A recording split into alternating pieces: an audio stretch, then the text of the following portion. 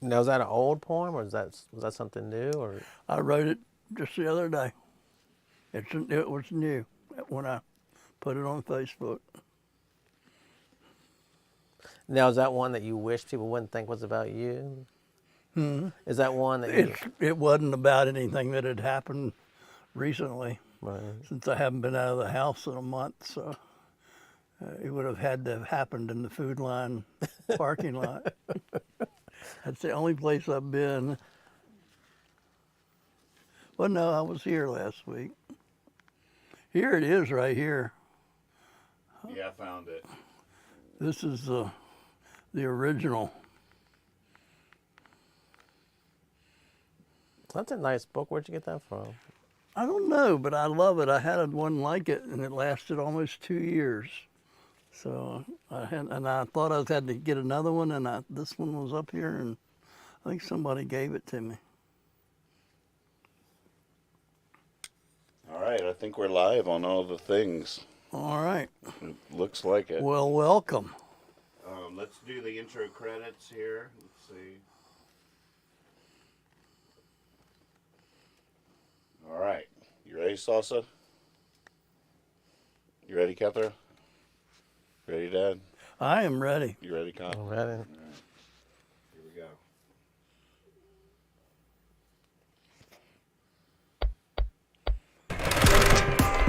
What do y'all think of our opening credits? You seen these?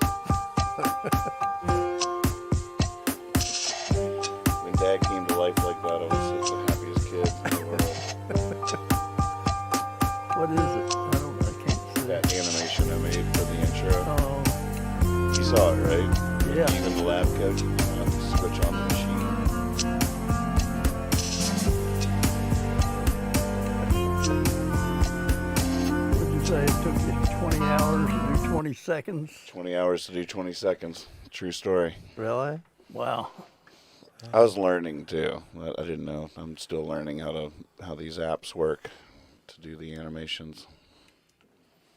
And like that, we're live. We're on all the things. We're even on Twitch. You ever heard of that? ask your friend's the kid about that. What is it? It's all the video gamers stream their games on, but it's like Discord popular with the kids. It's a whole world out there of video gamers, isn't it? Mm-hmm. Do they ever check in the real world or whatever? Well, world? they live in a different real world, Yeah. I believe that. virtual world. Yeah. I think there's more and more people switching over Mm-hmm. in one way or another. Into the virtual world. Yeah. Yep. Seems to be the way to go. It's all coming. Yeah. You familiar with the singularity? No? Tell me about it. I'm trying to think of what author coined the term in the 50s or something. The idea I mean, that I've heard the term, but I don't know at a what certain, you're referring to. it's basically the idea that at a certain point the artificial intelligence and stuff like that will surpass Takes over. humanity, and Yeah. I'm not sure the origin of the phrase, but I know the concept. Yeah. Well, I can see that. I see so many people that are out there that, for instance, birds. Birds have been important in my life as part of my world. And to me, when you say you see a bird, but I want to know what kind of bird, because I know what the difference between the behavior of a titmouse and a chickadee. They're totally different creatures. Right. But for a lot of people, a bird's a bird, Mm-hmm. and it's just a bird. But that's part of what I think you're seeing happen when you talk about what you're talking about, is that we're divorcing ourselves from the real world Right. in a lot of ways. Mm. And what we end up doing, what a lot of people are doing, is finding a nice rabbit hole they like and going on down in it and not worrying about coming out. And that's where you get all this other stuff going on. Right. And you get people acting totally irrationally in the real world that we know of, but they don't even know that the real world's out there. I mean, they're not living in that Right. world, and you get some very strange behaviors. Mm-hmm. But Just beginning. yeah, It's gonna- that's what's interesting about it. Mm-hmm. And then you have people that are trying to fight that and go back to nature, and Right. you have all of that stuff going on. But who's winning? Probably the people with the. That's easier.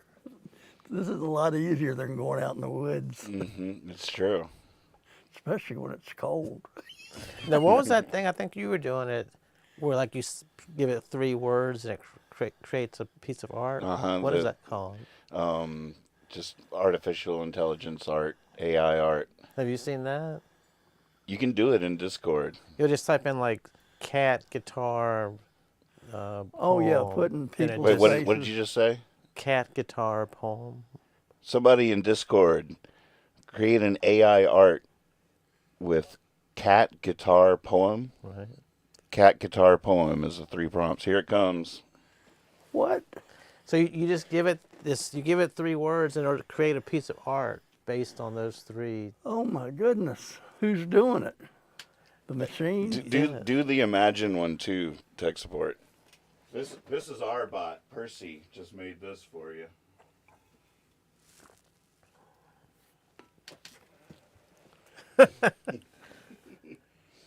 So see that was just created.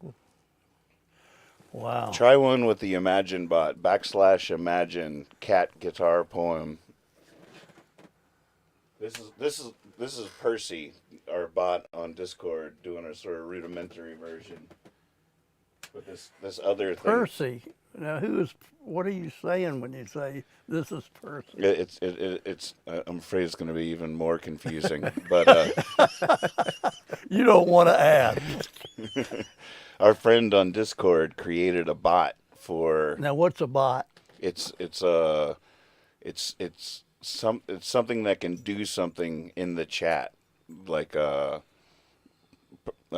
bot can field requests. Like if I'm playing live, if anyone types in %R in the name of a Nathan Moore song, it'll go into a list, and I can type in requests and see what people have requested from wherever they're watching. Or you can type in $roll, and Percy will roll dice for us. Or you can type in percentage. It's like all these things that, as long as a computer can do it, it's just a specially made computer program to interact with people in the chat. Wow. Does that make any sense? It kind of made enough sense that it scares me. We just taught Percy the other night how to take a poll. So I can type in $poll and say, should I work on this new song or should I play songs on piano? I can create a list of things and then people will it'll vote. compute it and tell you what. Exactly. Wow. So So it's like instant, results for this stuff. That's amazing. it's pretty interesting how similar Percy's and the other AI art is in their cat, guitar, poem art. You think one of them's copying from the other one? Or they have the same source, That's right. which is another bigger bot from Walmart. Can you see it? Oh my God, same colors basically. Same colors. It's interesting. Yeah. Or what? Yeah, it's very similar. Wow. Well, y'all programmed them so they would. This artwork was created by an outside source that's a lot more sophisticated in its AI art than what Andy was able to create for Percy to do. Okay. It's fascinating stuff, though. I mean, it's Yeah. Now, how do you keep up with all this stuff? Just being alive and having a brain? I guess I just have a desire to implement it. Right. That's the main thing. As soon as I heard there was AI art, especially for someone who can't draw, that needs content for Right. flyers and advertisements Oh, and yeah. the streaming show or whatever, I was immediately fascinated. Like, oh, how could I use this to generate content to make music videos and stuff like that. Wow. But a desire to use it really helps in learning stuff. Right. I think. Right. I think a lot of reasons kids struggle to learn stuff is because they can't even conceive how they would ever use the information. Exactly. But if you want to, if you're trying to do something, then knowing how to do it becomes vital. Right. Very true. It was very difficult to convince a lot of people that chemistry was worth learning. Right. And there were a few that knew already that they wanted to be doctors or whatever, and they had that goal, so it was easier for them because they saw a reason to do it. True. It's very true. Seems like that would be like one of the main things a teacher does, sort of translate that. Well, I mean, there's different ways you can approach it. One is grades. You know, the whole purpose of grading is you want to get a good grade, so you're going to do what I tell you to do, even though we both know it's worthless and you'll never use it. But you want that grade, don't you? Right. And you do need that grade. Wow. But that's where I find myself now, is that there's really not very much new that I want to learn. I'm having, kind of through learning because I don't know where I'm going to use it anymore. So there you go. Well, the older you, or in my case, the older I get, the farther I fall behind, the harder it is to keep up. You know, it's like you just start saying like, oh, well, I'm not going to need this, you know. Just like chemistry, like I really don't need to know how the TV remote works. So, you know, I just. That's one thing that's so interesting about the singularity, and in terms of what we're talking about now, is that so much of the technology that's been created in the last 30, 40 years or whatever is so beyond any of our abilities to understand it. Right. Like when Dad was growing up, almost everything in the house could be taken apart and put back together again by a curious soul. Right. And they could just sort of figure it out, how it works. But with computers, I mean, I still am not convinced humanity created any of this stuff. I don't know where it's like from outer space or something. We're not about to take apart a computer and figure it out on any. I'm not.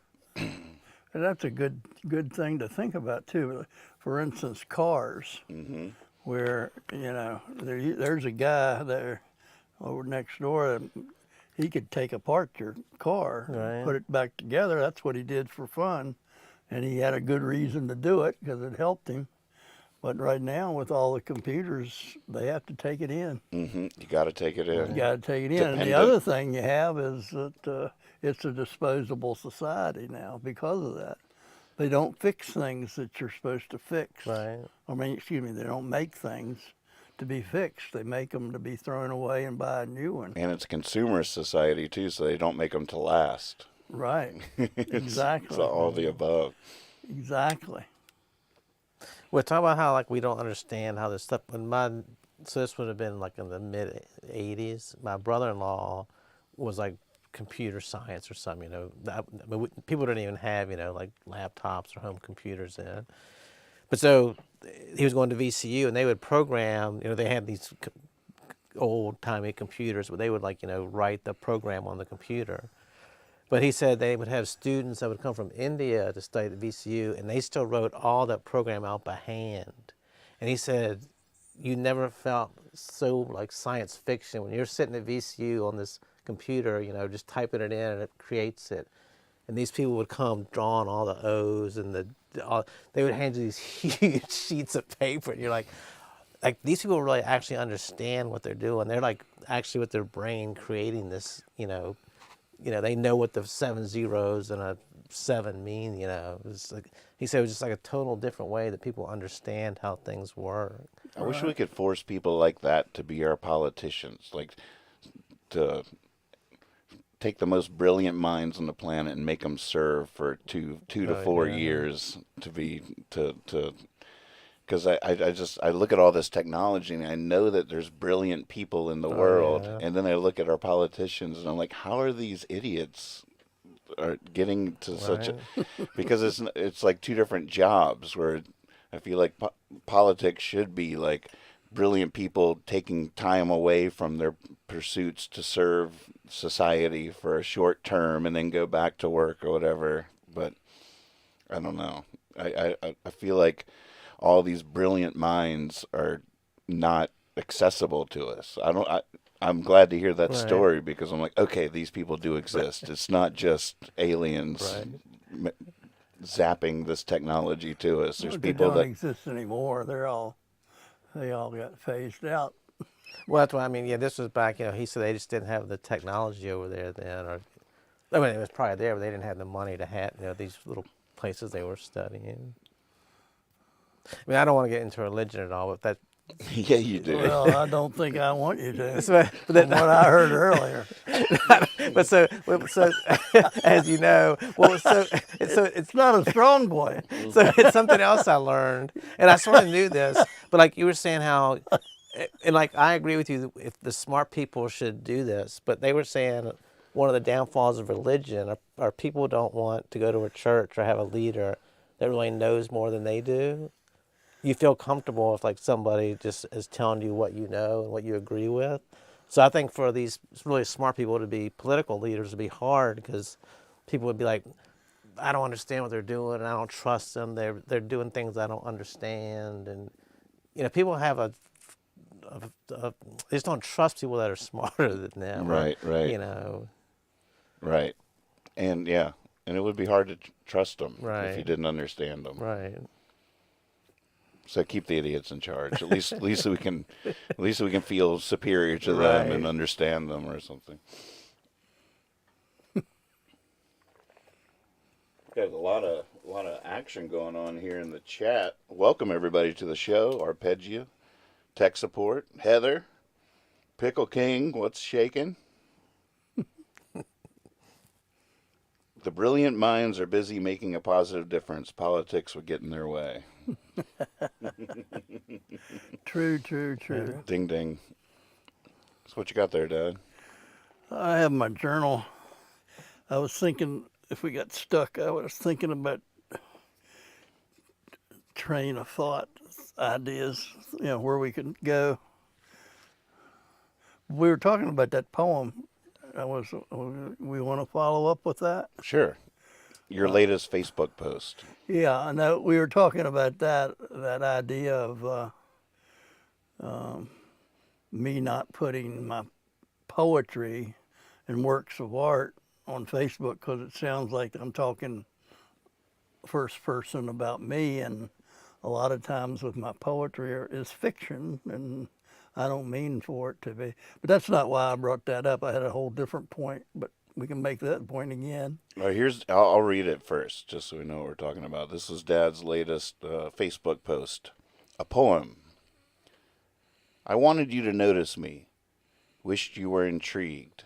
Needed just one smile that said you would like to know me better. But I slipped out the back door before our eyes could meet. I listened to Tom Waits all the way home. It was the darkest night of the year. I woke up on the couch and saw on my way to the bathroom someone had hung a blood-red moon. Yeah. Nice. Well, my comment about that I was going to make was wherever you go with that, and I liked what you said about creating pictures, but that's a lot of what I do with the words or the line. A line, a lot of times it's just me trying to take your emotions to a place, and I try to do it in the fewest words I can and the most basic words, the way I talk, not like Wordsworth talks. And there's a poem and I wrote somewhere about, I was giving Wordsworth shit for using the word boon just so he could rhyme with June. And I said something like, I don't want to be crass, but You're just a fucking pain in the ass. So, you know, I got off the subject there. But you know what I'm saying. Or do you? You know what I'm saying? Yeah, I do understand. What was I saying? You were talking about trying to capture. You were trying to capture in the way you speak the Thank you. emotion and the feeling of what. Yeah. So what I was thinking about after I wrote that and after I put it up, and you know, a couple of people liked it, and thank you very much. I appreciate that. But you know, I mean, I'm not saying it's a great poem, but what I was thinking about was, what's that poem about? And when I looked at that poem, and I realized that poem is actually about nothing. I mean, not anything happened in that poem. If you think about what you read and what actually I was talking about, I saw someone. Yeah, but it's about nothing. But it's like 1,001 possibilities. Right, but nothing actually took place. There was no interchange with anybody there. Everything that happened in that poem happened in my brain. Right. As I described it. Nothing really happened at all. So the poem is about nothing, which is very important because a lot of our lives are about nothing. That's what I was thinking.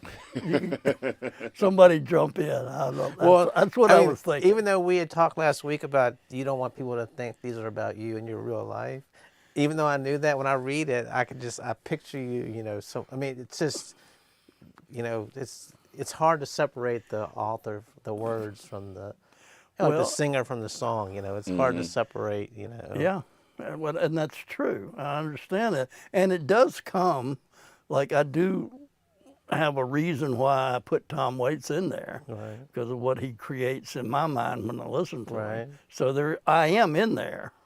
But it's not about me, or it's not Right. about an incident that really happened recently. Mm-hmm. As I was saying earlier, those things aren't happening these days, except if you look at it from the other point of view, which is they're nothing. Those things are happening all the time for me. I am doing so much nothing these days, it's remarkable. But it's like almost the beginning of a good story. You've set up the beginning of a story, like, where did this other person go? Did they actually notice you and you just didn't notice that they noticed? It opens up, instead of narrowing it down to this is what happens, it opens it up to, you know, did this person see him and he was looking the other way when they noticed him, and they were like, oh, I wish he would come over here. And then, you know, you went and got in the car and listened to Tom Waits, and they followed you and crept up to your window and looked in on you. I mean, you don't know what happens. They hung the moon. That's right. Yeah. Well, yeah, I'm leaving that for you. I mean, I'm saying nothing happened in the poem, but if you went somewhere with it, that's wonderful. Well, that was the beauty of it. It was sort of a poem of like possibilities. You had to fill in. Well, you didn't have to, but if you're a good reader, I think your brain should fill in. You know, paint the background and I guess that's why I wrote it. right. But some of those are much more expansive and encompassing than just I saw her and I said this and she said that. You know, it's yeah, it leaves it more open. The yeah. book, I just opened the book, and right. you can write what you want. I really like the way he analyzes my stuff. Mm-hmm. I think I should write a poem and then take it to him and let him interpret it, and we'll put those together, and might be worth reading. In the chat it says, quote, I left before our eyes could meet, end quote, seemed intentional, which makes it something happening to me. Oh. Well, yeah, there's a lot of things in there that you could look at that way, because the converse of what I was saying was that when nothing happens, that's something. So that's true. No, what was it? What was the line that they quoted? I left before our eyes could meet. Yeah. Did I say that? But yeah, that's part of it. The part of it is it's a poem about nothing. But But I did slipped out the back door before our eyes could meet. 4 hours. So that's something happening. But I know what you mean. It's all your own internal. Yeah. I mean, yeah. And it's also, did you do that on purpose? Like you said, oh, I don't want to get involved. This is too much. I'm going to, sort of the words, I slipped out the back door. It's like you just didn't get up and walk right past them and leave. You slipped out the back door, like, so they wouldn't notice you leaving. I mean, it opens up all kinds of, Well, that's true. There's You a lot add- happening in that nothing. Well, and that's true, I guess. So that's why I wrote it and called it a poem and put it on Facebook. I had one specific point about nothing. It wasn't total nothingness. Right. But that it all happened inside the narrator's brain. Right. Well, as like a police report, if somebody said that, they would go, "We have no idea what happened. Nothing happened here. There's no crime. We can't file a report." yeah, nothing really did happen. Right. As far as anything concrete. Who was the other person? We don't know. Where was this? We don't know. Well, let's just call it a day. You go. Yeah. Was it a dog or a woman? Was it a hellbender? Tell us the truth. Come on. I hope everybody's studied Hellbenders Yeah. this week. There will be a quiz at the end of the semester. Now, when you're writing songs, is it basic? Like, do you just have like a line in your mind, or do you have a story to tell? Usually it's just probably like Dad's post. Like you just start singing or start typing and The difference that I always am fascinated by is that you have the music too. Do they go together, or we've talked? it always seems like it's just on the tip of the instrument's tongue. You just pick up your guitar, and wherever you happen to lay your hands down is an accident. Then you're just like, that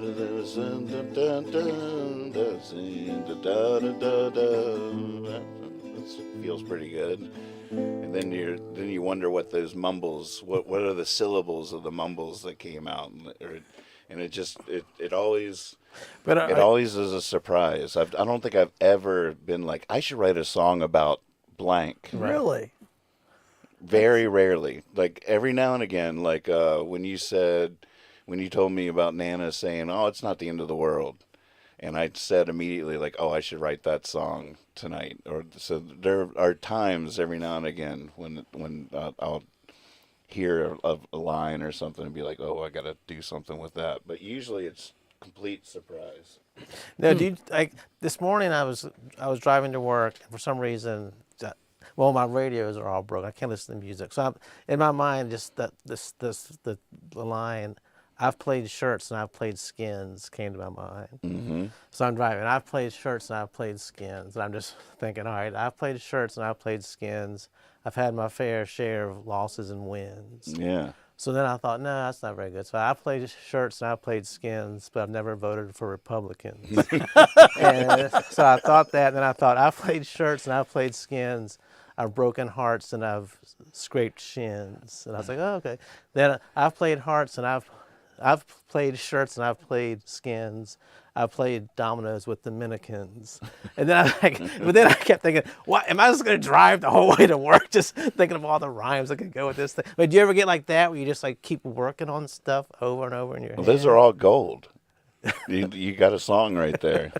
It's just. But do you ever write songs like that where you're just like doing something else, cutting the grass or doing something else? It helps to be distracted. Right. In fact, if I get stuck on a line, I'll go wash a dish or something. Or when we lived out in the country, it was always step out to pee off the back porch or something. That's when the eureka moment where you get unstuck, and then you go back to it. But stepping away from it is always the best trick to get unstuck. Do some menial task, something that distracts you just a little bit to let the idea come. Right. If you just focused on it, thinking, it'll never happen. It's always interesting to me. Oh, time to go fill my tea up. I'm stuck. It's just reaching in to get the ice that comes. Right. It's weird. No, are you good at remembering these things, or do you have to write them down, or do you lose things you wish you had I never guess lost? I've lost a lot of things I wish I'd never lost, for sure. Especially if the music's complicated at all. That can be a real struggle. But then on the other hand, I consider it sort of a natural filtration. It's like if I don't remember it, must not have been worth Right. remembering, kind of thing. My editor. My memory, the editor. Did you come up with any lines you've forgotten today that rhymed with shirts and skins? I probably have, but cause I kept trying to think about it when I was going to work. So you just remembered those. So those were the good ones. They had something. They had something. I didn't like the Dominoes and Dominicans, but I couldn't think of any other game. You had to do it, though.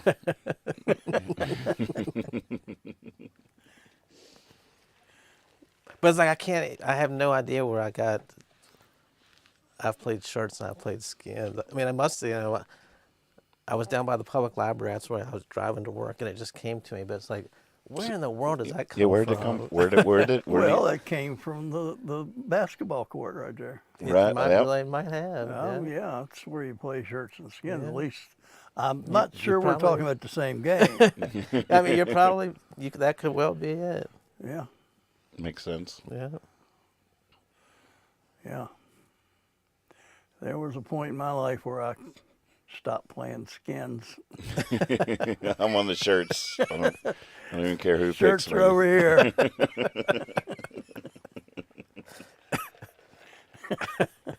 Long sleeve shirts over here. Turtlenecks.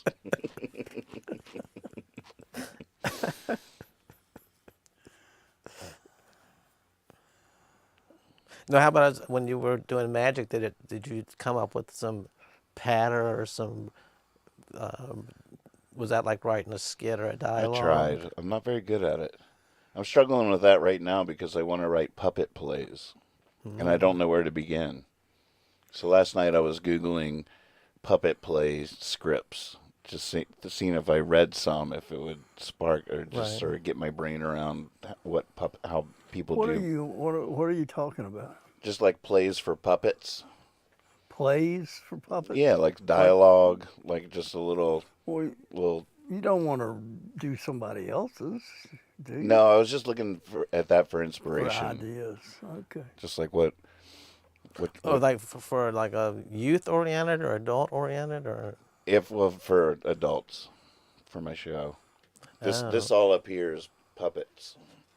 Got a box of puppets down here, and I got a green screen up there, so I can just reach up and have puppets. But then I'm just riffing, and I was like, last night it'd be cool to write some actual scenes, some dialogue, Right. some like actually come up with some scripts.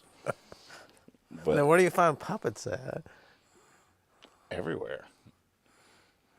Wow. Thrift stores make them. A lot of them are made by people. My favorites were made by friends. This is Wilbur. He's the news anchor on the show. And he goes live, and I got the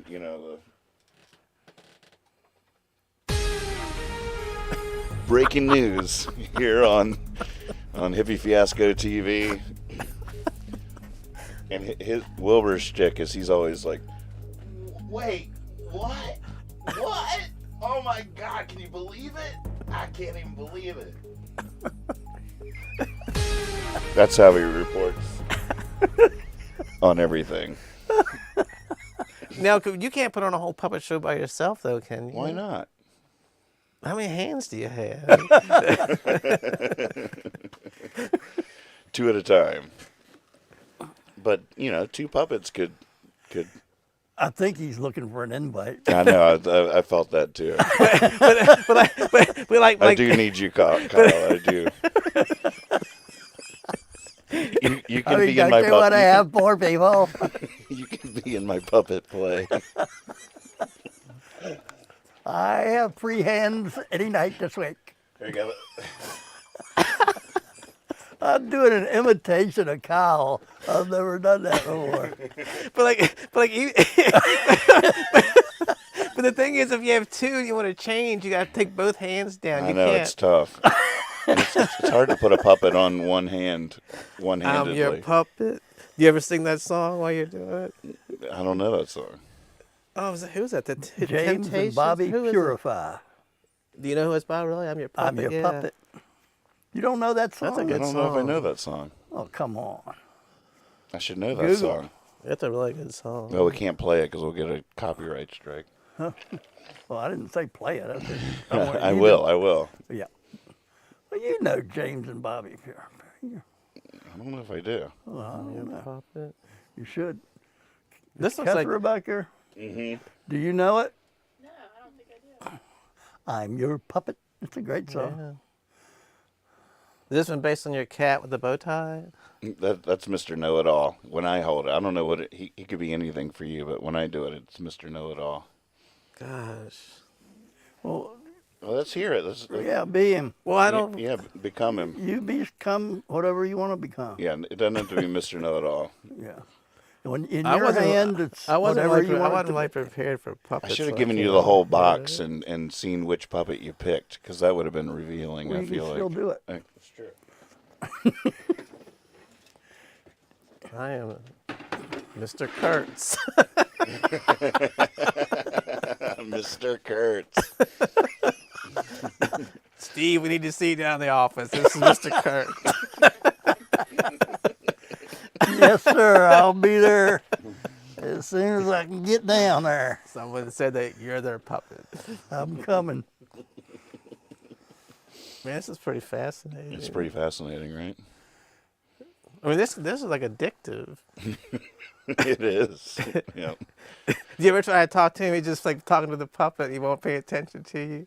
You gotta like slap him across the face. Nathan, wake up! Oh God! Pick one out. Pick your own. Look through there and pick one that you want. No, I don't want this whole show to be about me. Well, you should have thought of that sooner. Oh, you got a lot of handmade ones. James and Bobby Oh, look at this one with overalls on. Purify? Yep. James and Bobby Purify? They were brothers. That was actually a last name, Purify? They were two black gentlemen, African Americans. and, Purify. Purify, which is a great name. I think it's just Purify. Might be wrong there. It's a really beautiful song. God, who made these things? These are like, Yeah, that was made by my friend Molly.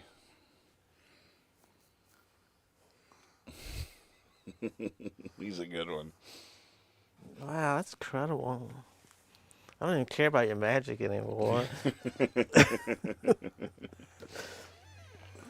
Oh, Look at that one. I'm Kyle Hogg. hi. I'm Kyle Hogg.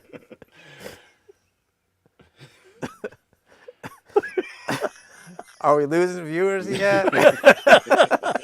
Is there anybody left out there? I'm still here. Don't leave. We're going to talk about religion. Hold on.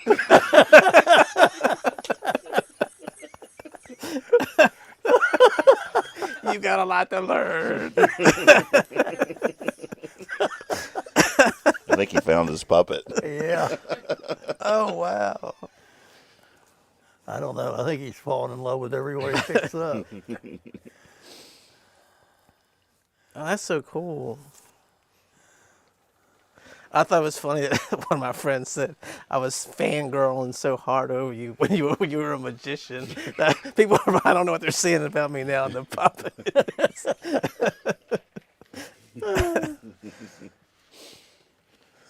Man.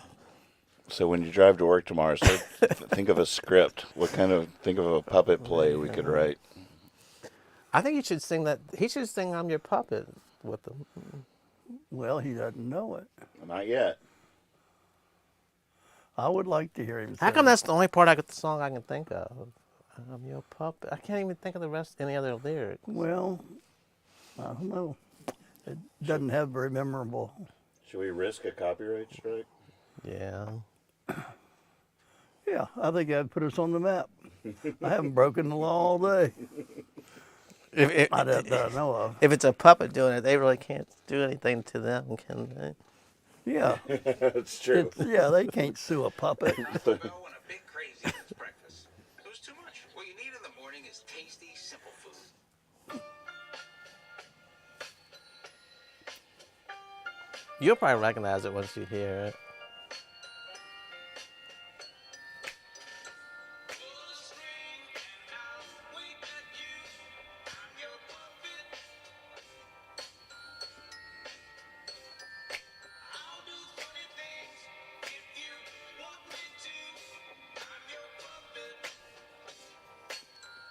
Yeah.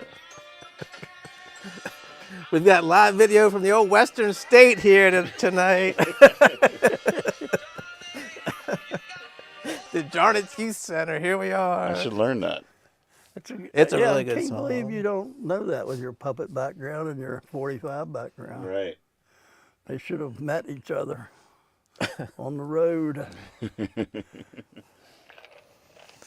Well, Great gosh, song. the puppets really took us off the beaten path. I don't know what we were talking Where about. are we now? But I think James and Bobby Purified would be honored that they'd be. I mean, why would anybody get mad if you played their song? I know it's the whole thing. It's a weird world. I guess everybody's trying to make their money. Mm-hmm. I mean, it's a double-edged sword. I never use that phrase correctly. I feel like because when I use double-edged sword, I usually mean there's a good side and a bad side. Right. Is that what that means? I think so. I think so. It means it can get you from two sides, but I don't know. Yeah. I mean, it's like two sides of a coin. Right. Now That would be better than double-edged double-edged sword. sword. Right. Double-edged sword's a little violent too when you think about it. And vague. What's the appropriate use of double-edged sword? Well, it can hurt you in two different ways, Right. but both of them are hurtful. Whereas the Two other, sides of the same I coin. mean, it'd be one's good and one's bad, one's Right. head and one's tail. Or maybe a double-edged sword is you're trying to hurt me, but it ends up hurting you too. Mm, Ah, very good. that makes sense. Yeah. I guess I was trying to say two sides of the same coin because it comes from like trying to protect artists' work, Right. and not having it be exploited or used Yeah, by I get other people. that. But then with the algorithms, next thing you know, like I'm getting copyright strikes for sharing my friend's music. Now, what do they do? What do Actually, you actually explain helping that? people. Like it's not a. When you get a strike, what does that mean to your world? That means YouTube will flag the video and a lot of times will remove it from their platform entirely because I used music that I didn't own. So actually that probably will get a strike. Even though I didn't play it directly on the show, the microphone heard it. And Now, if we get a strike, is that the same as being out? I don't. no, a lot of know that times it's not that terminology. severe. Do you think we've lost the show because of that? I don't know. Wow. got- That's- We'll just have to somebody's wait. got a lot of We'll have to power. wait till the dust settles and see if we're still here. We got to take it live on the road now. It's like, wait a minute. Where's that goddamn puppet box? I mean, been riding in this van with y'all two doofuses for 7 hours. Forget the magic. Let's just do the puppets.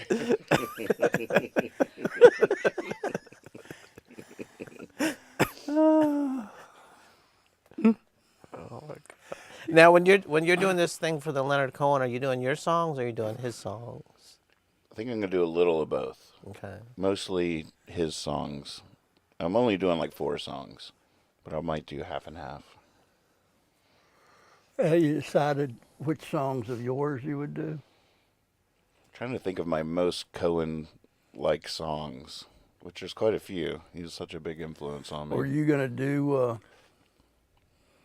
Hallelujah. Hallelujah? I think I am. I was telling him on the way over, you do a great Hallelujah. Thank you.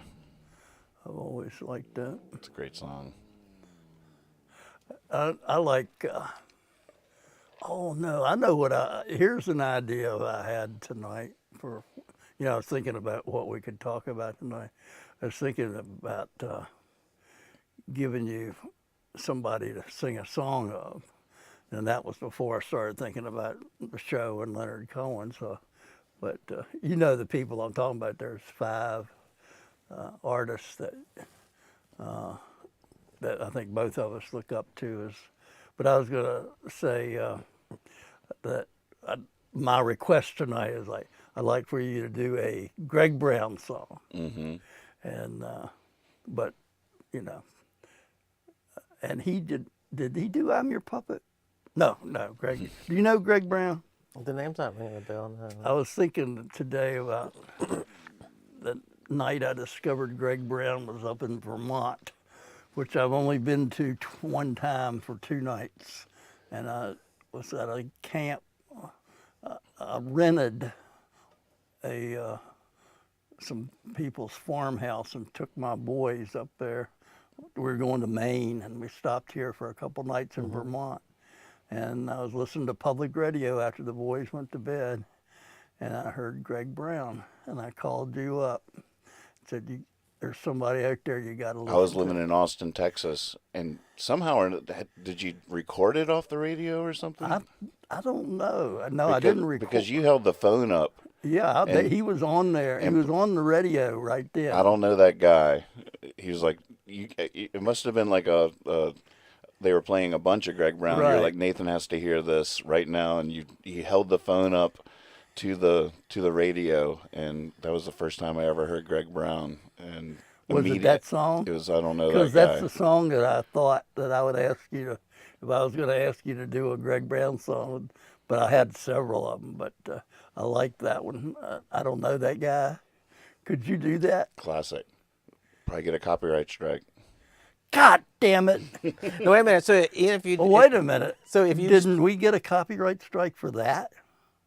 We already have one, is what you're saying. So all bets are off. No, I just said, God damn it! I was thank God. If anybody's going to strike you, Well, so even if you don't play the original, but you do a cover of it, that's yeah. unless you get Greg. What if we have a puppet say you have Greg Brown's permission? Now, That would be see, in the the thing that appeal. bothers me about that is Greg Brown. If you ask him, he'd say, "Yeah, Nathan, do it." Absolutely. But he would love it. is he a guy that's still around? But is he still around? yeah, I don't think he's performing, but he's still alive. Mm-hmm. But well, he might be performing. Not much. I don't think so. But he rode it. He rode that horse a long time. One of the best. Yeah. But check him out Greg Brown. when it's legal. Ask Alexa to play Greg Brown. She can do it. I didn't think Alexa would know Greg Brown, but she does. Like what style of music is it? Songwriter. Folk singer. He's great. Oh man, Spring Winds. Such a good one. Goodness, that's a great one.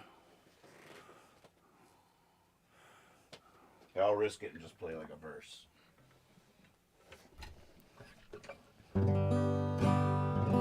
I haven't done it in a long time. I have to cheat and see what the chords are here.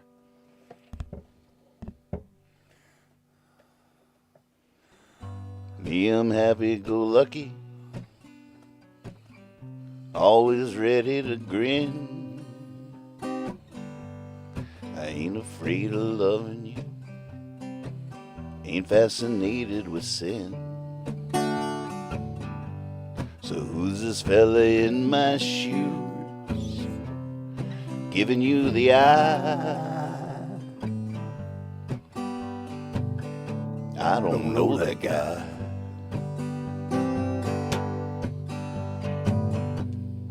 Who took my suitcase? Who stole my guitar? Where's my sense of humor? What am I doing in this bar? This man who's been drinking and giving you the eye. I don't know that guy. Woohoo! I love it. I Great got on the song. phone right when I heard that and called up my son. He's got to hear There's this. this old man out there trying to be like you.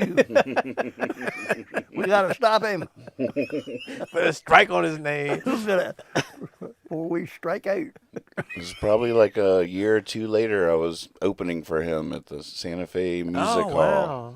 I made it became my mission to open for him one day, and I tried so many times in Austin, but I could never get on the bill. But then Was he a Texas eventually- guy or where was he from? no, he's Iowa. Okay. Iowa guy. Yeah. It was one of the magic nights of my life, opening for Greg Brown. I remember that it was the backstage was downstairs from the place, so a lot of times from the backstage you can hear the stage, but in this venue the backstage was down in the basement Right. underneath the stage. So I was like, I almost begged him to listen to my set. I was like, I really want you to hear my set, so please. And so right before I went on, I took a trash can and propped open the door to the stairs that went down so that he could hear me. And right when I was about to start playing, someone from the venue went and took the trash can away from the door, and I was like, no, you got to leave that there. Greg Brown has to hear me tonight. But it turned out to be really sweet. I think he was really touched by my friends that came after my set backstage, and they all knew how important it was to me, Right. and he could see that. And he was like, Right. man, this is like a big deal to this guy. Right.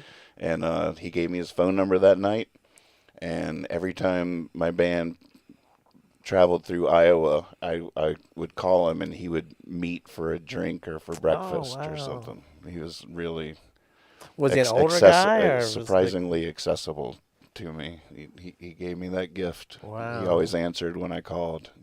That's a wonderful And story. once he met me for a drink, and once he took the Museum out for breakfast to a Perkins and paid for the tab. Oh gosh. Good man. Dave was all trying to be like, no, you don't have to pay, and Greg Brown was like, I'm a semi-famous folk singer. That's a great story. That's good stuff. Now who's that? He got hooked up with that cute little singer, Iris DeMent. Iris DeMent. I loved Oh, her no, too. yeah. So he's not like an old guy. Well, he's Probably older my- than he's me. Probably my age. Yeah, but I was thinking he wasn't like when you met him. He wasn't like 80 years old. no. Nah, he could still be out there. But he's probably about 70. Probably a little younger than you. Is probably. Yeah. What Yeah. Yeah, I never heard stuff. Boy, I've never I heard tell it. you what was depressing the other night. I was watching that World Series, and they mentioned Dusty Baker is younger than I am. Now, that's impossible. I grew up watching Dusty Baker Right. play ball. Right. So how can he be younger than me? And, but evidently he's 72 and I'm 74, so the numbers don't lie. But there you go. Well, you know those sports people, especially back in the day, they fudged their ages a little bit to look younger, appear younger, I reckon. stretch their careers longer. I remember the first time I ever felt age at all was when I realized I was older than all the football players I was watching on, I know. because athletes are young. Oh, But yeah. I spent my whole life looking up to them like they were giants, and one day I realized, wait, and I wasn't that old yet, but I was older than everybody on the NFL football game. Oh, yeah. I know it's so weird, when the Commanders beat the Eagles and they show all the Miami Dolphins. And Larry Zonka, 91 years old, Bob Greasy, 110. You're like, wait a minute, I was a kid watching those guys. How can they possibly be this old, Like, God, I mean, they were only like 10 years older than me, and now how can they be, pushing 100, Yeah, we're all growing up. Yeah, we're all doing that. At my age, you're just looking at all the rock stars that are just, they're old as dirt. They're just, you know, some of them are even older than me. It's just hard to believe. But that's, you know, those are the lucky ones. Yeah. A lot of them didn't make it out of their 30s. Mm-hmm. So there you go. Can we, maybe we should skip over to something less disturbing about than old age Than and our death. old age. Well, so what was your plans for the West End? Well, I don't know how much of that I want to do, but I do. Here's the thing. I'll throw this out. When I look around town, you know, you find these places like we were talking about the waffles, and people, you know, there's new places are ready to open up as soon as one Right. goes down. But I think one of the problems that we have with our culture is that the same people have to support all of them. And those people have a little extra money, obviously. To go out to dinner takes extra money. So if you're hurting, what I'm getting at is you've got one segment of society that's supporting all this, all these nice restaurants that serve food at a level up here. Right. But nobody's making any money off anybody down here. Plus, the people down here are never getting to go out to eat. No option. They never get to go out and have somebody serve them. Right. So it's like it's really creating these. It's helping to create this dichotomy of economic culture on our planet. So my idea was use the money from the West End. Get grant money, you get philanthropists, you get people that will donate, and you create a restaurant, and the restaurant serves a peanut butter and jelly sandwich for 74 cents. Right. You know, that they make it, and you're served, Right. and you have service, and you can pay, and, you know, but and then you can have people that get to go free. Right. You know, with the money that you have. And so I would be hiring people and paying them a decent wage. Right. So they'd be able to go home. Right. And the people and it gives a break to the other businesses too, because it wouldn't be an impact on them because you're not after the same market. Right. But it would have to be subsidized. It would have to be subsidized, but there's a lot of things being subsidized, like, you know, the food bank. You know, it's just another version. It's another way of getting it to people. Mm-hmm. But what it does do is give people jobs, which when I see Walmart with these machines that are trying to replace the people, Right. I want the people. Mm-hmm. I want to pay a person. I want to talk to a person. I don't want to pay that machine. Right. I will not go to that machine. Right. I'll break it, but I mean, accidentally, Right. because I don't know how to do it. But, you know, so there's, you know, you're getting some money, you're getting a job, you're getting a business on the west end of town, and you're serving people that don't usually get served. So that's my idea. Well, do you know who John Bon Jovi is? John Bon Jovi, does he live here? No, do you know who that is? Well, I know he's a guy. Yeah, Yeah, same. Well, he's, when I he's was a musician. Yeah, when I was living in New Jersey, I lived pretty close to this town called Red Bank, and he has a restaurant there, really good food. It's pay what you can. I think the concept is if you have money, you'll go in, you'll feel some love in your heart, and you'll pay. You're not really paying for people that can't, but you're paying enough that they can feed the people that come in. They just have $3 in their pocket, and they want to get a good steak and a baked potato. I mean, it's all really good food, but you know they hope that it evens out. That people with money will pay a little bit more, Right, cover. right. And that's been in business now for like 10 years or something. Yeah. It's a good. That's a great idea. Yeah. That's That is beautiful. a good idea. That's just a variation on the. Right. Same. my thing, same it's the same concept, sorta, idea. yeah. But I see a lot of. Here's That's the, beautiful because then you might even cover the subsidies a little bit by people paying more than it's worth just Right, to yeah. support the cause. Right.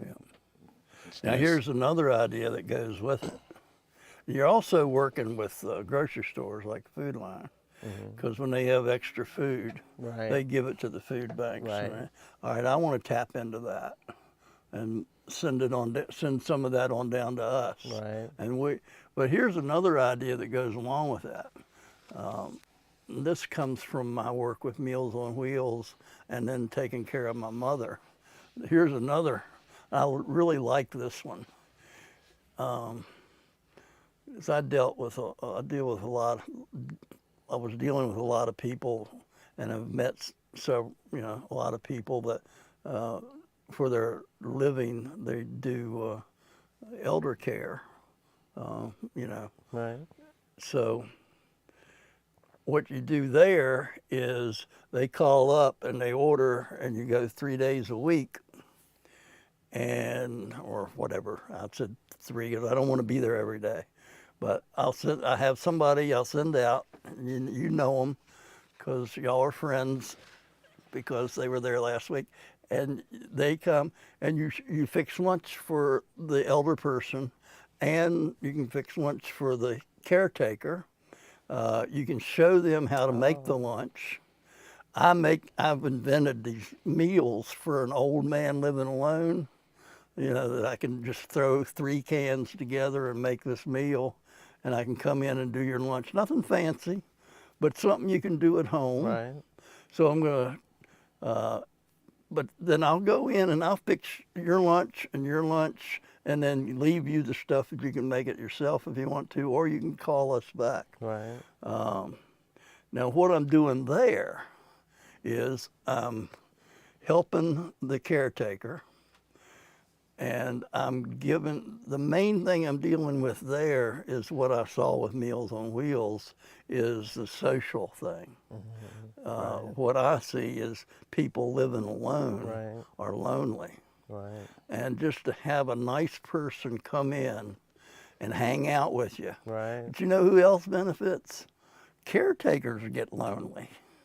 Caretakers, if you're there all day by yourself with somebody. Yeah, you're sort of trapped there. And Not trapped, and so, but you're not trapped there, but you're well, sort you're of bound there, isolated. yeah. And again, to me it's all about that part of it. In other words, it's not the food, it's the social thing. Right. Right. You're giving, because that's what I was doing when I was doing Meals on Wheels. Right. There were people there that I knew weren't going to see anybody the rest of the day. Right. And I'd They hang probably out. needed that presence of another soul more than the food some Definitely. days. Yeah. Oh, definitely, because we weren't giving them very good food. I didn't like their food. But I liked it was a good idea, Right. and still is. It's a great idea. I'm not putting them down. I'm just saying that we could do more of that. Right. But you also, I see it because I can save you money, because I can go to Food Line and I can price everything. I can make a menu of 5 meals right now that I could do once a week for your lunch that would be different. Right. And I could price it, and it'd be very reasonable. That's another thing. We'd also be getting a kickback just like Meals on Wheels does, churches and people. Right. Yeah. So all of them would be gifts to people for what I think we need right now. Right. Who does Meals on Wheels? Well, there is a national organization, and there are sponsors for it. But I was always interested when I did it in Stanton. There's another group that I think is a church-oriented group. It's also they're also related to Meals on Wheels, but they were getting their meals from Armstrong's restaurant, All right. and I think they were working out of a church. I think if you got down to it, I think the Statler brothers had a lot to do, because they were that church that they go to out on Richmond Road? Oh, Olivet. Olivet, I think, was helping that with a lot of that. But so I think you could. But Meals on Wheels is a national thing too. So I just found this out today. I was telling you we had Thanksgiving at my work today, and they mentioned we all had to say something we were thankful for. And one of the insurance companies we deal with is this company called West Bend, and they all want you to meet a certain amount of goals. You you sell this amount of policies and stuff. But so we did, and they donated $6,000 to like a food bank in Harrisonburg in our name. oh wow, Now, that is so nice. Instead of giving us, we all can afford to buy our own food and stuff. They donated the money to like a that's a great gift. yeah. So I bet they're better than that duck and that lizard. Oh man, don't get even talking about the duck and the. This whole place will be shattered by the time we get him out of here. You have a dart gun we can hit him with. Maybe I should make puppets of them, redefine them.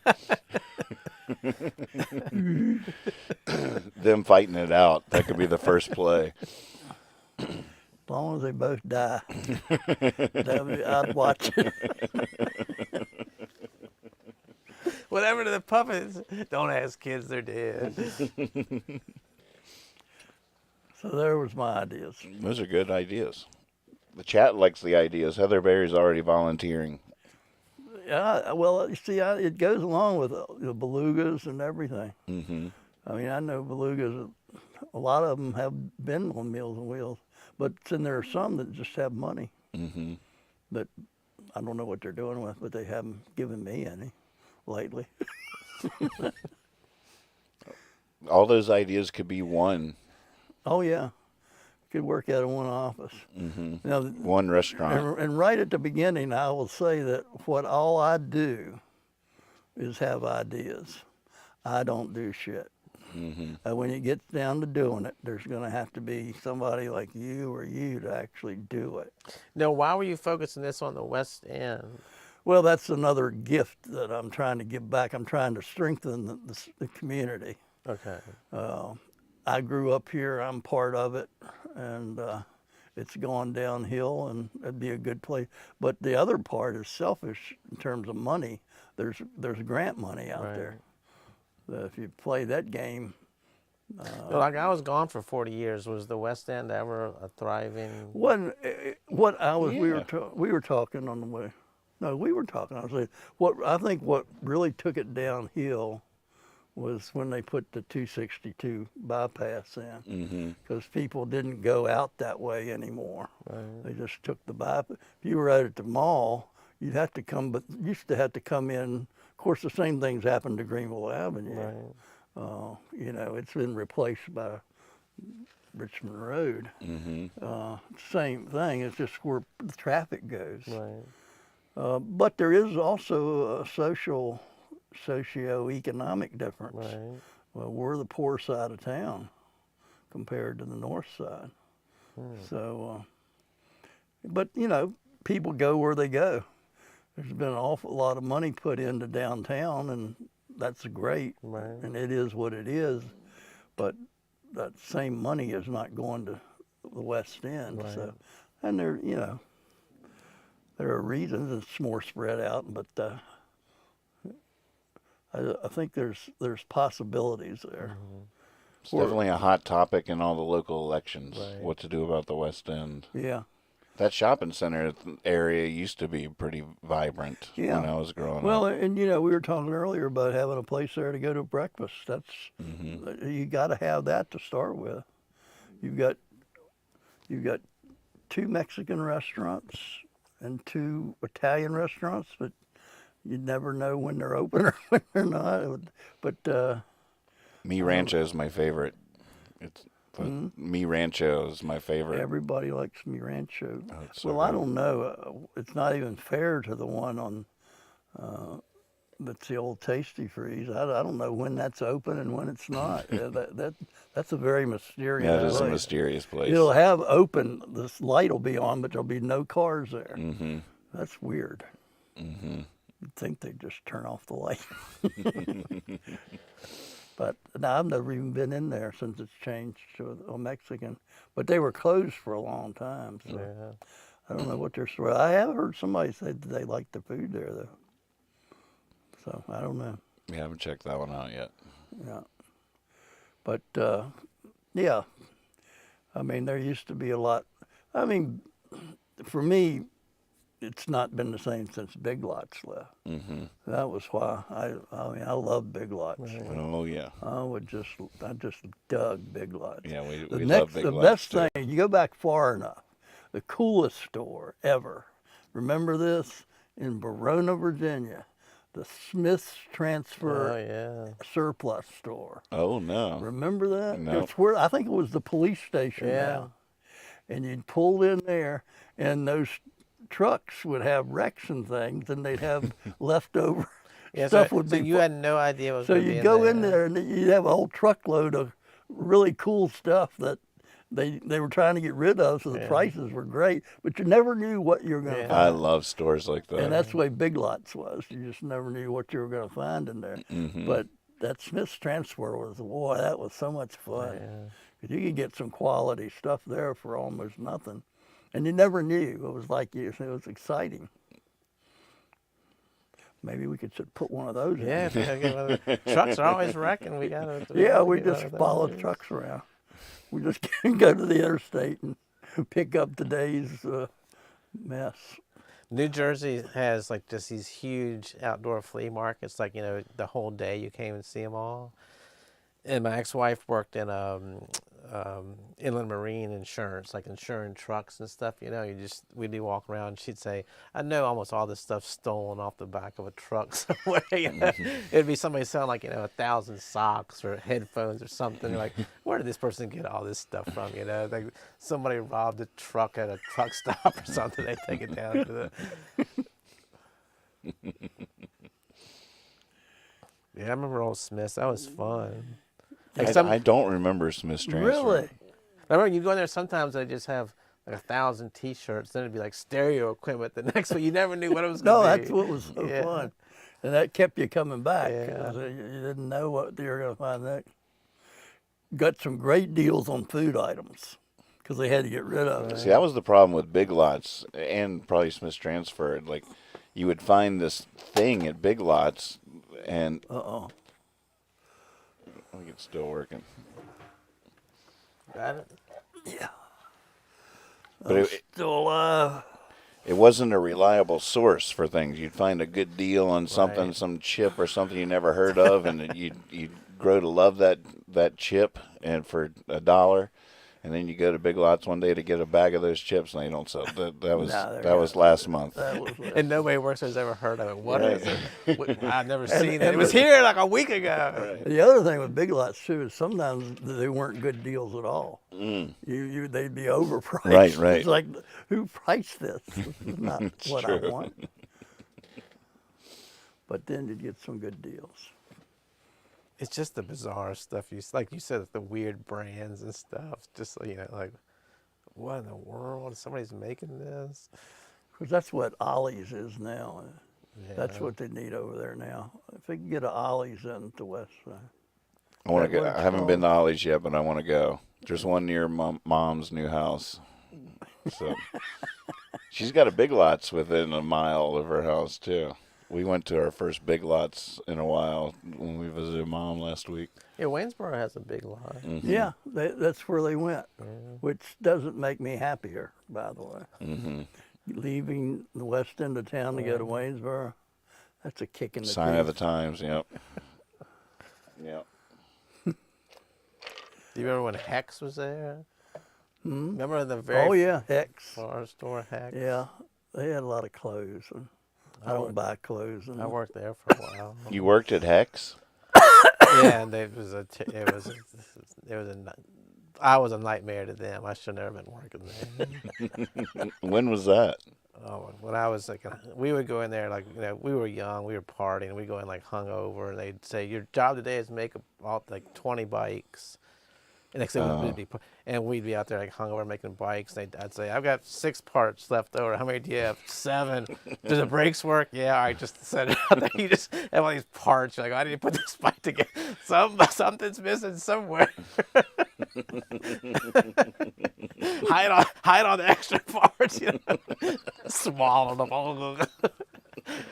You guys look rough. How are the bikes? They're fine, Chief. Let them go, you know. Oh my God. Kids tear through the parking lot. Daddy, I can't stop.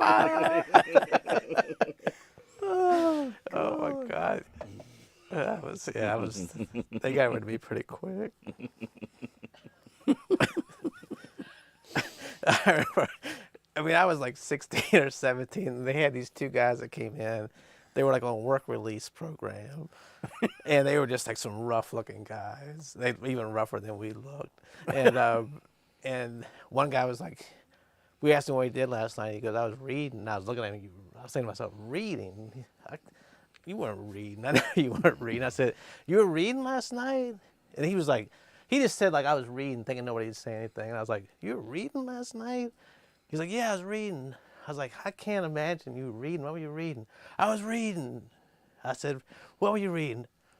It was dirty magazines. I was like, that's not what they call it. I was reading last night. Dirty magazines. You stupid kid, get out of here. Go make some bikes. Quit with your questions. Have you ever seen a dirty magazine? Oh my God. Back to prison you go. Good day working. So what book is that? This is my journal. Is it a new one? It's a brand new one. I just started it on November 5th. Where'd you get it? I don't know. I had one like it, and I finished it, and someone gave this to me. Might have been you. It's a nice one. It's beautiful. I love it. And it lasts forever. So. Is it lined or just like a blank? Yeah, it's lined. Definitely.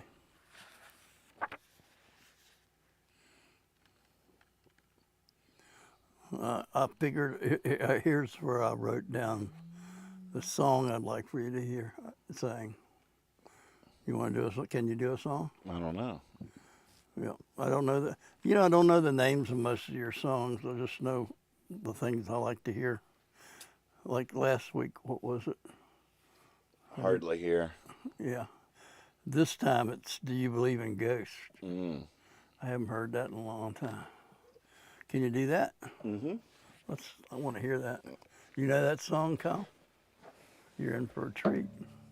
Notice I'm not putting you on the spot and asking you, did you act? No, I'm not even going to ask you.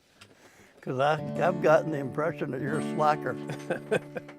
Well, it was funny that you give me so much credit. You said, all you got to do is ask Spotify. You asked me what my radio was. What do you have, Spotify or anything? I'm thinking, man, I've got AM radio and a CD player. I have to give you a CD. All right. Yeah. I love this.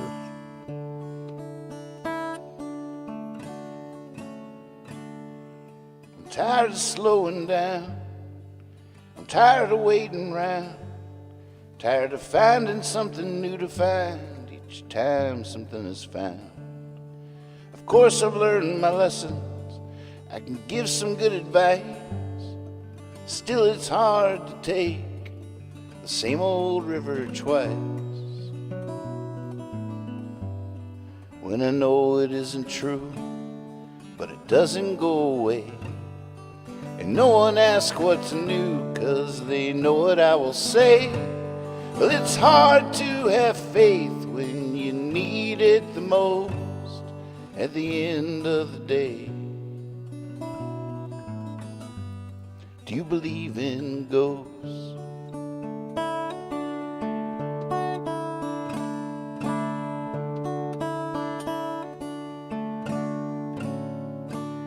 I disappear into these screens and a billion jelly beans.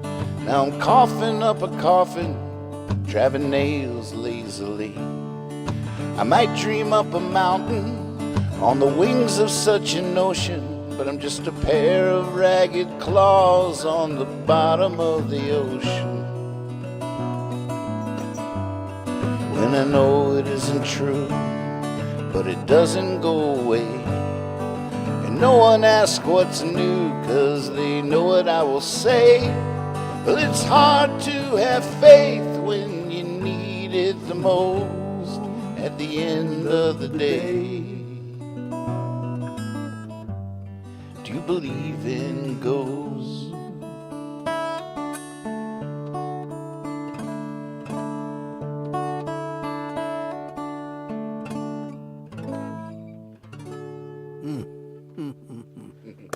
Thank you.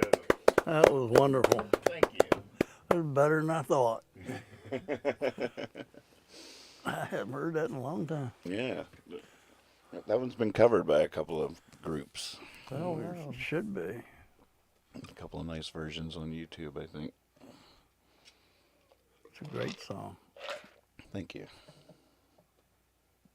Can't even remember writing that one.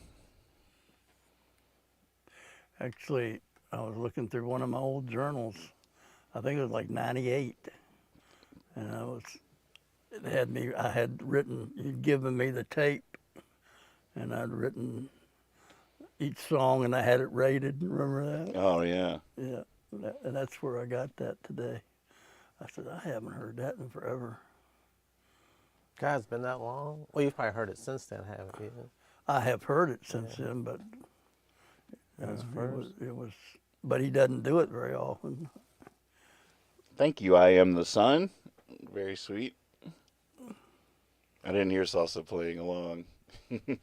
That's what I was like. I thought you had picked up a guitar Yeah, or what something. was going on back there? The salsa decided to play a piano accompaniment. Wish I had a camera on That was that. very Oh, cool. that's great. Nice one, Salsa. I wondered what was going on. Yeah, I thought Kether was jumping in. I thought it was you. I thought you had brought like some kind of organ type grinder.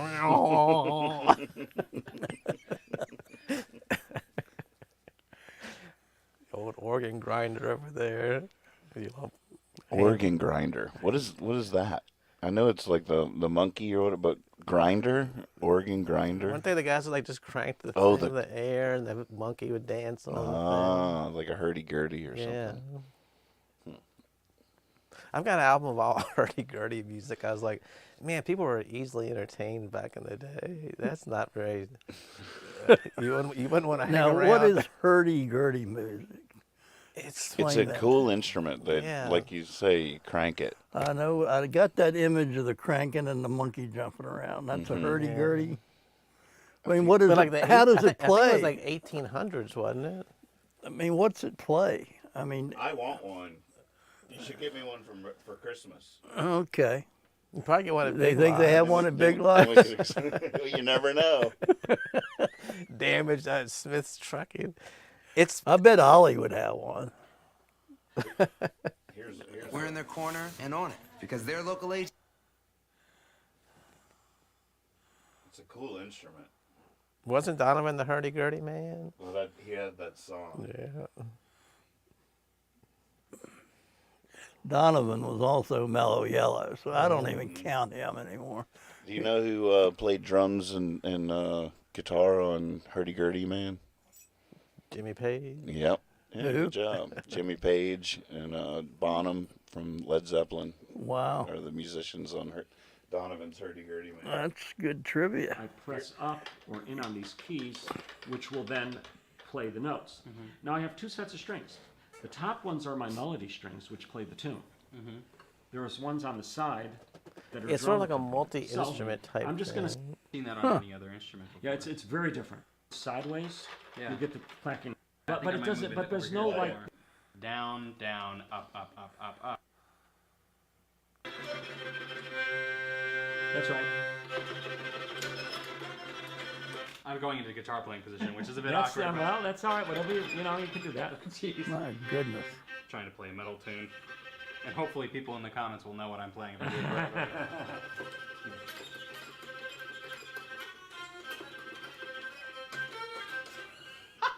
I am not doing very good. That's not the best example, but that's a hurdy-gurdy. I didn't know that. Mm-hmm. So I think they were like street performers, though, weren't they? Mm-hmm. Looks like a very difficult instrument to understand. Mm-hmm. Probably very difficult to maintain and tune up and all that. There's a wheel in there, so you're cranking the wheel, and the wheel rubs up against the strings and makes the noise. Have you ever seen them? Like, have you seen one like in person? Mm-hmm. Yep. Wow. I'm gonna get one someday. Such a cool sound. No, if you could ever get the puppets going, would that be like just something here in the studio, or you would take that like to performances somewhere? Just here. Although Marinos wants me to do a puppet show. See? It would be fun. I probably will do that someday, but I gotta learn how to write a puppet play script first. No, I can imagine you're good at building like a little like a stage, or what do you call that? A hiding box. You would be. I can imagine you're good at that, aren't you? I feel like with stuff like that, like anything you make is gonna be cool, Right. even if it's not that Right. high quality. Right. Just the effort and the visual. If you make a little house out of construction Right. paper, it's gonna be cool. Right. Anybody, if Dad did it, it would be awesome. If Dad decided, all right, I'm gonna make Nathan a backdrop for his puppet show, it would be sweet. Guaranteed. Changing glasses? I'm trying to figure out what I'm doing. I'm having trouble with my eye. It keeps watering. Now, were you a fan of like Sesame Street and Jim Henson and all that stuff? Yeah. Yeah, that was. I mean, everybody was, right? Oh yeah. I don't know if I was more than other kids, but No, definitely Sesame Street. like Kermit and Miss Piggy, was that Henson? Or was it, yeah. Electric Company, Great Space Coaster. No Gnu's is good Gnu's with Gary Gnu. Did that ring a bell? I don't think I ever saw that. You never saw that? What was the rabbit hole I went down the other night? When we were coming up with a theme song for One More Time, and I found that kids show. I can't remember. It's all. Some of the albums I just collect like old children's albums.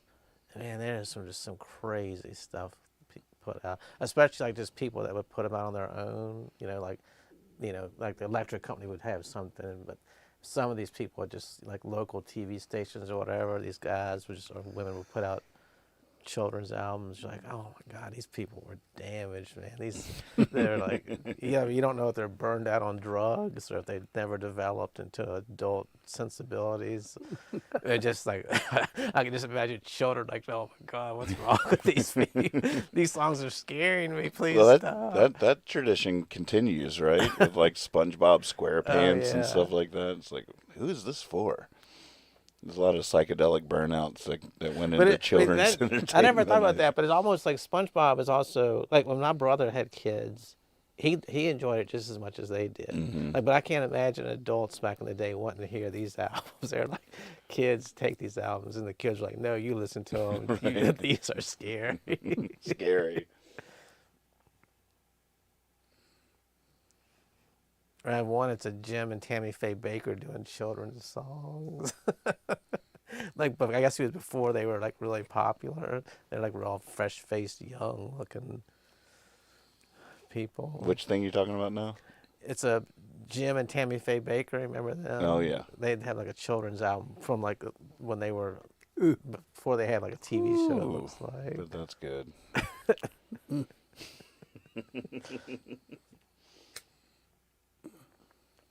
What else you got in your journal? Oh, I don't know. What was the very first thing you wrote in it?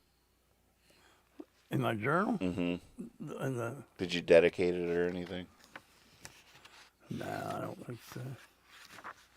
No, I just picked up. Slept pretty well. 8:13. Reading David Lott's book, sent to me by Michael Hensley. Very thoughtful of him. And I'm reading my latest Louise Penny. Bury Your Dead. Alone today. College football, NBA, World Series. Got tired at 9, went to bed. Got up at 3:19 and watched the Houston win the World Series 4-1. Yonder's home run memorable. To the moon. A lot of love for Dusty. Then I watched a great football game, LSU beating Alabama in overtime. So what I started doing was, I get tired a lot sooner now and the ball games are on. So I tape them and then I just go on to bed. Right. And then when I get up at 5 o'clock in the morning, I go down and have the added advantage of not having, I can fast forward Right. through that damn lizard and the duck. So I don't have to see them. I get to see them go by real fast and I get happy. So I've changed my lifestyle since I started this. And I don't like, if there's a 10 o'clock ball game on tonight and I have a fantasy team in it, Right. I'll just tape it. And Right. when I get up in the morning, because I usually have a little bit of downtime in the morning before I start all the busy things I have to do. The Wordle and Sudoku and crossword puzzle. Right. It's just a busy morning. But I usually, between 5 and 8, have some downtime. Now, what's Selma like at 5 o'clock? What's summer like? No, at 5? Selma. The street. Selma. Well, right now it's just pitch dark. I've been seeing deer walk up through those little alleyways a lot lately. Oh, really? Yeah. I haven't. I've had them in my garden this summer, but I haven't seen any. I don't have a lot of cover for them, but they're. I knew they were around. Yeah. They've been getting into stuff, but I do like your early mornings. There are people that walk at certain times. There's a guy, or someone in the neighborhood, though, I'm going to catch them, that is bringing my trash cans in for me. I put them out Sunday night, and before I can get out there and get up in the morning, the garbage comes at about 6:45, Right. 7. And somebody is walking every day, and they bring my can up and put it there. And I've got to catch them. And It's like an reward 'em. inverse vandal. Yeah, exactly. Reverse vandalism. You get that in a small town. Reverse vandalism. People come up and give you a pie. Like people breaking into your house and cleaning the kitchen. Yeah. Oh, I hate when that happens. It's a double-edged sword.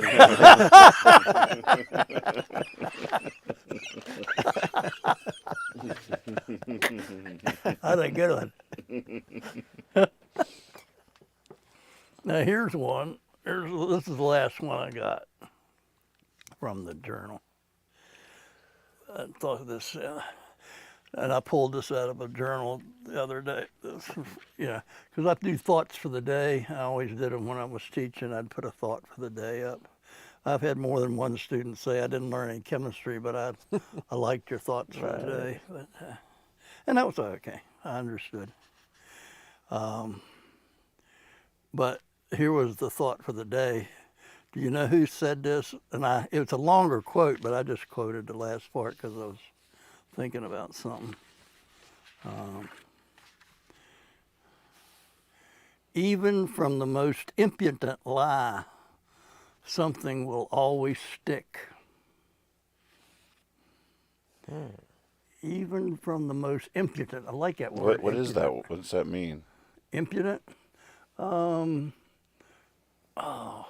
Percy, the bot in Discord, could tell us. Well, impudent. I can't think of a way to define it without using the word. Impudent is it's. Do you know the word? I always thought it meant like it was like Percy says, marked by casual disrespect, Casual. improperly forward or bold. Yeah, it's an out of line statement. right. It's stating too much or going over the line. It's like An impudent lie would be an obvious lie that you're. Even from the most impudent lie, something will always stick. What does that mean to you? Well, that means that if you're a fucking duck or a lizard, you can say anything you want. You can say it often enough, and they'll go out and buy your product. That's the first thing I thought of was with repetition. Yeah. It's especially true. But it's also just the idea of exposing someone to that thought. If they run it through their mind, some of it Something will stick. And if you say it enough, it becomes, what do you call it? False facts, or what's that? Truthiness. well, the first thing I thought of was Trump when you said it when you read it. That would be the first thing. Most people. That some people, I don't want to get political. I don't want to lose any Trumpers over this. So it's he said that. Kyle. Kyle and he's already alluded to the fact that he wouldn't vote for a Republican. So we already got him down. But my son and I are independents. We're not Democrats or Republicans. That's good. But you are not a Republican. But that's when I thought, that's when this was written, because this was taken, and there was another line before it was even more. Where did it come from? Well, that's where it comes. That's the interesting thing. When you say what you say, which you did, which is great, and we didn't plan that. But you would think that, but then you want to guess who's the most despicable human being on the planet that's ever lived? Hitler. Mein Kampf. That's a quote from Hitler. Oh, wow. Was it a quote from him? Hmm? That's something he said? He wrote it. Oh, wow. He used the word impudent, which really impressed me. But yeah, that's what that's all about. That was when I was thinking, you can learn something, but I'm not going to say any more, or I'll get in that camp that I don't want to be associated with, which is anti-anything. But yeah, I thought that was an interesting point of discussion, possibly for us.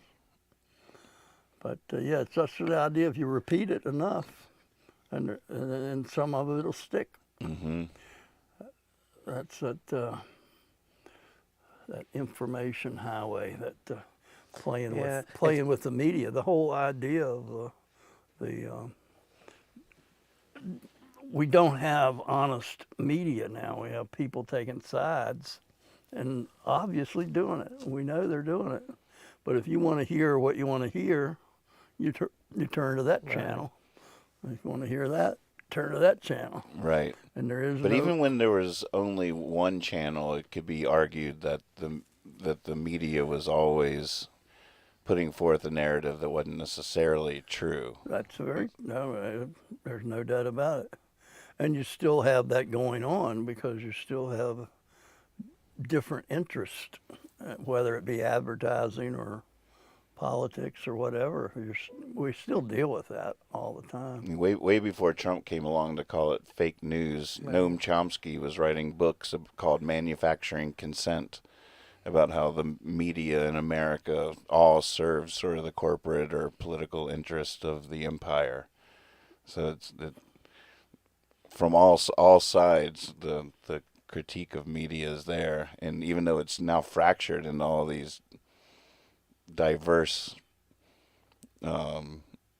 marketed to certain people, it's not necessarily like it used to be truthful and now it's not. It's just a new Right. version of the truthiness of it all. Right. It's all just sort of Yeah, it's shilling a almost like narrative. Trump exposed it more than, or started, or used it more effectively than he created it. Mm-hmm. It's almost like the lie has always been around. Like when I think of impotent lie, it's like you don't even really expect people to believe you. It's so outrageous and so, you know, you're just gonna beat them over the head with it till they believe it. Like it's not even really a fact. It used to be you would lie like a little bit. And you would say, I hope they believe this. Now you just lie just so you can say something to get that thought in somebody's mind. Well, that's what this is all about. Yeah. Mm-hmm. Putting that thought out there. He also, in that same paragraph, alludes to the fact that the larger the group of people that you're dealing with that might believe you, the easier it is to fool them, which is interesting too. Along Because you those get into same a lines. mob mentality as well. Yeah, you get and it's partly wanting to be a part of something. Mm-hmm. That factor of it's not just me thinking this, but this is the way we feel. Right. And when you can do that, which, you know, Mr. Trump's an artist at that too. Mm-hmm. He's very good at a lot of things. Mm-hmm. Talking about I did read online that his speeches were always I. And when he declared his presidency, he was like, it was we, like what you said. He's hooked into that. It's not, don't look at me anymore. Now it's us. It's our cause. It's Movement. Yeah, it's we're all together. Oh yeah. Mm-hmm. That's an interesting observation. Decided change of tact. Yeah. But how do you I feel like, you know, distrust of authority is healthy. We all came from that. But how I feel like the threat to truth is not necessarily a bad thing, because if you look through human history, like what truth didn't change. I don't know. I feel like on one hand, I want there to be some authority for truth in these times, but then on the other hand, I can't imagine there being a trustable version of that. And if there was a trustable version of that, would they still be right? Because they probably wouldn't be right either. So I feel like, Right. I mean, I guess like, What's your understanding of how you're using right in terms of truth? Are you I mean, I saying guess you can I be- guess the best version of truth is not necessarily being right. It's just not being deceitful. Like if you think about science or whatever, it's the best that we know at the moment, but it's not necessarily the end of the story. There could be a challenge to the hypothesis that comes along and proves it wrong, but it's the accepted science for now. But in 100 years, we might, you know, another Einstein might come along and be like, oh, you know, like actually that's not how any of it works. This is how it works. So Well, there has to be a science- way of putting forth the truth without making it sound like that's the end of the conversation. That's in science we distinguish between a fact, a law, and a theory. A fact, a law, and a theory. A fact, a law, and a theory are three different things. What's the difference between them? Well, a fact is a true statement that's true as you've described it under all circumstances that have ever been studied thus far. What was it? Fact, a law, and a A theory. law is a statement about how something works that explains it as far as we know at this point in time, and it often involves things that you can't prove. I mean, there's a lot of things in science you can't prove. You cannot prove that something didn't happen. Right. I'll give you one here in a minute, but then what was the third one? Theory. No, we just did theory. Didn't we? No, fact, law, and theory. Fact, law. Theory is what we have as an explanation for something that may not be true, but we don't know. According to what we know so far, That's this correct. explains Right. it. But it doesn't necessarily have to be. Right. I mean, it's not necessarily true. Right. So in science, the whole idea is trying to prove a theory. And there's some things you can prove and some things you can't prove. I mean, there's some things you just can't prove. Like this bothers me. This was bothering me the other day. This is the kind of thing that bothers me. When you tell me that there's no two snowflakes are alike, that's bullshit. You can't tell me that. Right. You have not looked at half the. I mean, if you looked at a tenth of all the Right. snowflakes in the world, you still could be wrong. Right. Mm-hmm. I mean, it's all but people will believe that. A little bit of it'll stick. You say it enough, but you know. Now, what did that? But the truth, you know, what they're saying is problematically in terms of the way these form and the angles, that those, like there could be a trillion ways that this one could be formed, and there could be another trillion way, you know, in other words, the odds of all those trillions coming together would be like you and I both winning the lottery. But You I mean, know. we've But all, that could happen. right. You and I could win the lottery. And so there could easily be two snowflakes alike. But my point is, you could never prove it one way or the other. You'll never, you can't tell me that no two snowflakes, that's just not right. But is that a scientific statement, or that's just like saying, you know, like we're all special, you know, or I mean, is it did it come about in a scientific way, or did it come about in like a way to make you know, that Well, even if there's a million things, we're all different and special in our own way? well, Or is that something that the scientists really believe, that those two snowflakes are the they're same? talking about the odds, and they're also talking about how snowflakes form, Okay. and they know all that. Right. And the odds of two snowflakes going in this same pattern Right. is remote. right. But I'm just saying, you can't tell me that it couldn't happen. Right. With certainty. I mean, you sort of illustrated my point in that in all three things, the fact, the law, and the theory, and this is science we're talking about. And science, if anything deals with truth, it should be science. Of all the, I guess math would be a very truth-riddled field. But with each of those definitions, you added, as far as we know, up to this point in time.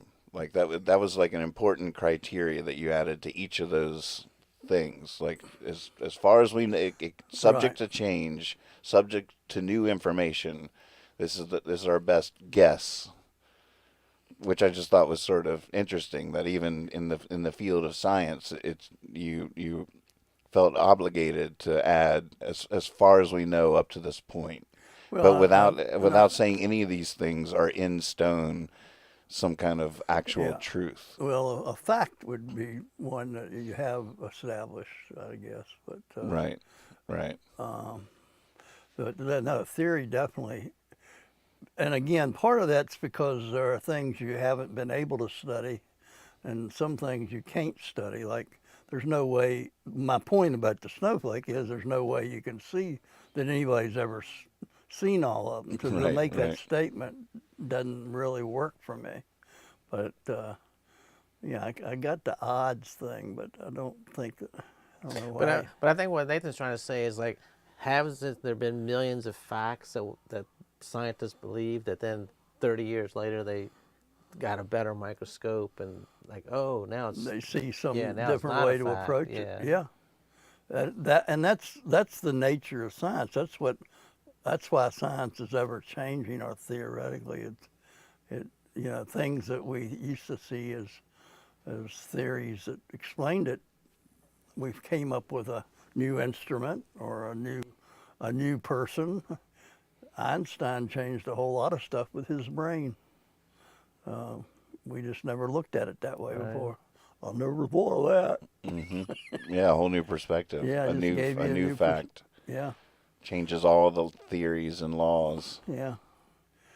Yeah, and someday I think we're going to do that with our politics. I still believe that there is hope.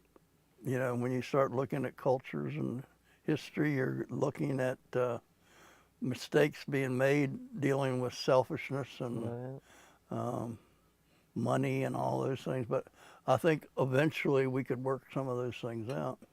It doesn't really take too many Ukraines to see that war is horrible. Right. I mean, none of the people I know that had anything to do with really being in Vietnam, it changes you. It's so hard to believe that we're still, as humanity, willing to engage in such a thing. I know. It's mind-boggling. Yeah, but we're ready to go in a heartbeat. We are ready to go in a heartbeat. And it's but I do you know, there's a part of you that wants to say that's always going to be true, but I don't think it has to be. I had the idea that all we'd have to do, it's a meme. There's another thing we learned last week, a meme.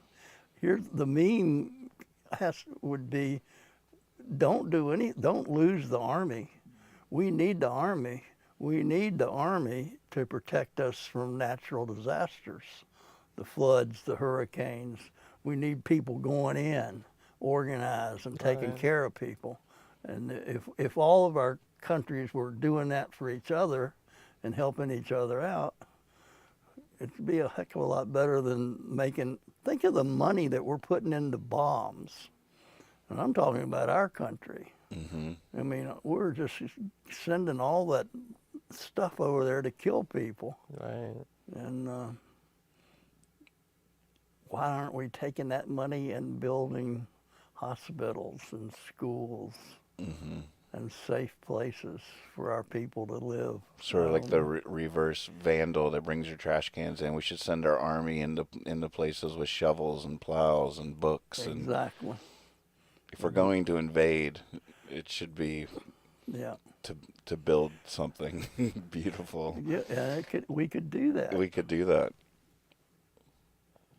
But then, if you get too weak, then some villain rises up and takes you out. Well, there's always, I mean, I was thinking about the Incas the other day and how they took over and how they were so powerful. But they were powerful because they killed everybody and made them slaves. And so when the Spanish came along with their horses and guns, they didn't have to convince the people, all those millions of people, those natives, to join them because they had been so mistreated by the people other people that they were ready to say, okay, let's do it. So, you know, it's been going on forever and ever. But the violence and the coming in with a gun and taking it over from the old westerns and all the old shoot 'em ups and everything, it's always the same way. Right. It's just easier to break down than it is to build up. And that's what you see. And it's easier to steal from somebody else than to create it for yourself. Yep. Yeah, I often wonder if we were connected. It's like we came over, not we, but they came over to the East Coast and they moved out, took over the Native Americans and stuff. We reached California, like this is as far as we could go. I often wonder, like, would we be Russia too if there was another country right land connected to us? What if there was, is it just a natural urge? And they have like great cornfields and like a canal to the sea. Would we be like, we've got to take them over too? Well, it's almost like we're confined into our little we sort of space. did. Hawaii was after that, and then I mean it's too far beyond that. Right. But yeah. Like Canada, I mean, anything we want in Canada, we just, they're not, Well, I guess we're going in there putting the pipelines and all that stuff. They don't want all that. Well, it was too cold to take over them. We didn't need to go up there. But they had their own wars going. I mean, they were fighting up there. The Native Americans up there were mistreated too.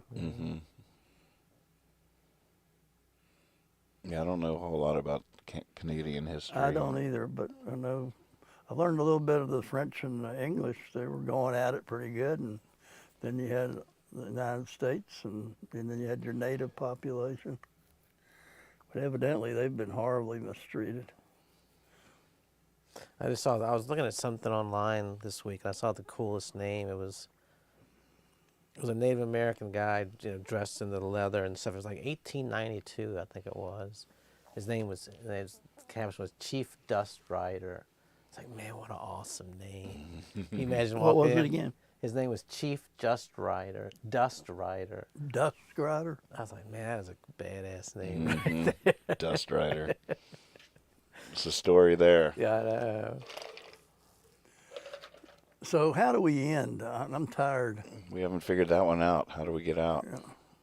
Well, what We time? talked- What time is it for one thing? 9 o'clock. Oh my We've been God. going for 2 You got hours. perfect timing. You know exactly when to. 9 o'clock. I can't believe it. Well, a good I'm sign. tired at 9 o'clock. So Remember he had clapping last time. I like that. I can definitely do that. So how do we say something? Do we have a catchphrase? We need a catchphrase. what's Jabberjaws? That's not a catchphrase. That's a title. Thank you all out there so much for tuning in, for joining us here. Another episode of Jabber John. Look forward to being with you again. And with that, that's a wrap. That's a wrap. Good night. wrap. Good Have night. a good one.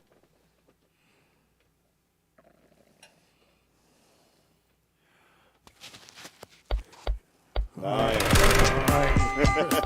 I have no idea what we just said, but we said a lot of shit. I know I did. I read. Man, I enjoyed this. I think we talk about good I stuff. don't think I talked to you. No. What do you think, Kevin? Nothing.